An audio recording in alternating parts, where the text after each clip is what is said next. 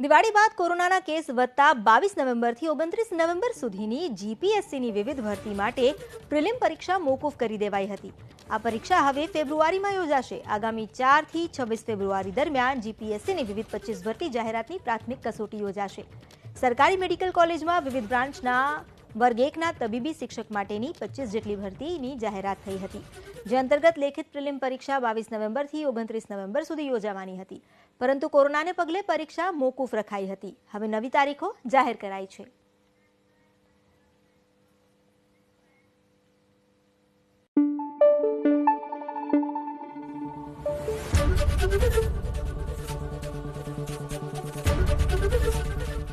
ABP અસ્મિતા, ગુજરાતની અસ્મિતા.